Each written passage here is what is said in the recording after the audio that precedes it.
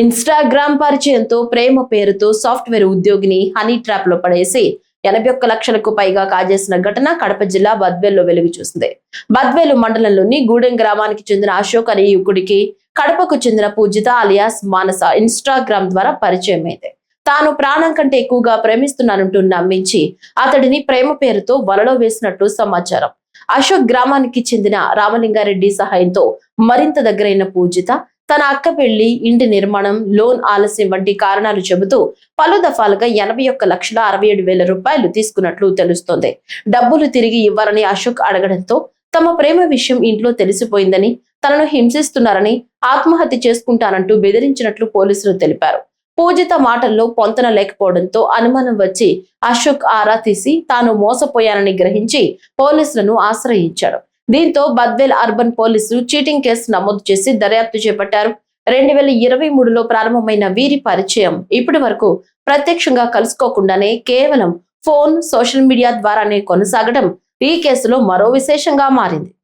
బద్వేల్ మండలం గూడెం గ్రామానికి చెందినటువంటి ఊరిబిండి అశోక్ కుమార్ రెడ్డి అని చెప్పి ఒక పర్సన్, చెన్నైలో సాఫ్ట్వేర్ ఇంజనీర్. ఇతను పోలీస్ స్టేషన్కి రాబడి తనకు పోయిన సంవత్సరం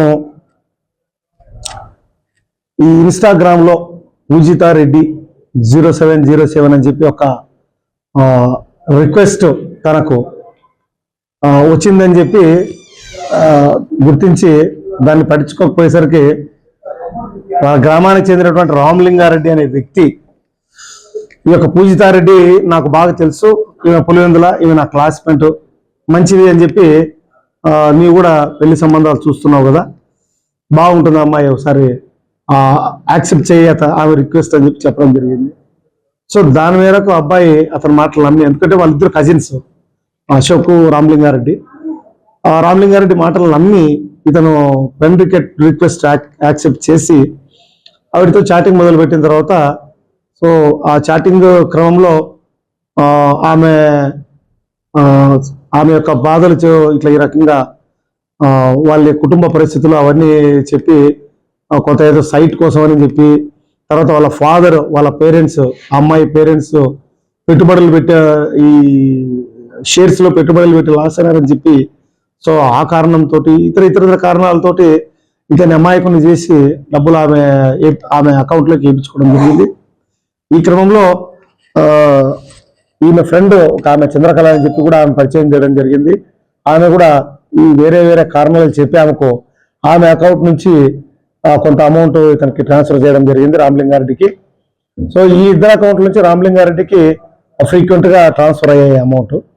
అలాగే ఈ అబ్బాయి ఇక ఇది ఏంటి, నాకు డబ్బులు వీళ్ళు విపరీతంగా పీడిస్తూ ఉంటారని చెప్పి, నా డబ్బులు నాకు వెనక్కి ఇవ్వండి అని అడిగేసరికి ఈ పూజితారెడ్డి ఏం చేసిందంటే, ఈ ఇన్స్టాగ్రామ్లో కొన్ని పిక్చర్స్, ఈ చేతులు కోసుకునేటువంటి పిక్చర్స్, ఇట్లా నేను కోసుకున్నాను అని చెప్పి ఆ పిక్చర్స్ ఇవి నేను చనిపోయి నా చావుకు నువ్వే కారణం అవుతావు అని చెప్పి అటువంటి మెసేజ్లు పెట్టి అతనికి ఆ కేసులు ఇరికిస్తామని చెప్పి భయభ్రాంతులకు గురి చేసి అబ్బాయితోటి మరికొంత డబ్బు కూడా అతను వాళ్ళ యొక్క చెన్నైలోని వాళ్ళ కొలీగ్స్ తోటి, తర్వాత వాళ్ళ కంపెనీ ప్రొవైడ్ చేసినటువంటి లోన్స్ తోటి ఈమెకు డబ్బులు చెల్లించడం జరిగింది.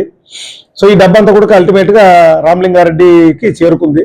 సో ఈ రామలింగారెడ్డి గురించి తర్వాత వెరిఫై చేస్తే ఇది ఎంతవరకు పోయింది, ఏమైనా ఈ డబ్బు అతను ఏమైనా వేరే ఏదాంట్లోనే ఇన్వెస్ట్ చేశాడా, సో ఈ కొంత ఎకనామిక్ ఇన్వెస్టిగేషన్ కూడా దీంట్లో అవసరం అవుతుంది.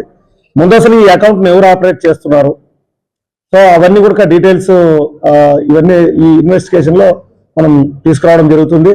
సో అతని ఫిర్యాదు మేరకు వాళ్ళిద్దరి పైన ఎఫ్ఐఆర్ ఒకటి ఇష్యూ చేయడం జరిగింది సంబంధిత సెక్షన్స్ తోటి. దాని పరిశోధన అనేది ఇక సైబర్ క్రైమ్ వాళ్ళ అసిస్టెన్స్ తీసుకొని ఈ యొక్క పరిశోధనలో ఇందాక చెప్పినట్లు నా డబ్బును వాళ్ళు ఏదైనా డైవర్ట్ చేశారా, ఏదైనా ప్రాపర్టీస్ కొన్నారా, అది కూడా చూస్తాము.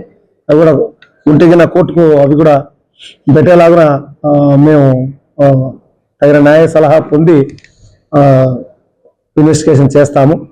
మరి ఇంకా ఫర్దర్ ఇన్వెస్టిగేషన్లో ఇంకా వాళ్ళ అమ్మ నాన్న పాత్రలు ఏంటి, వాళ్ళు కూడా ఇతనితో మాట్లాడడం జరిగింది. ఆ పాత్రలు ఎవరు పోషించారు, సో ఇవన్నీ కూడా బయటకు తీసుకురావడం జరుగుతుంది.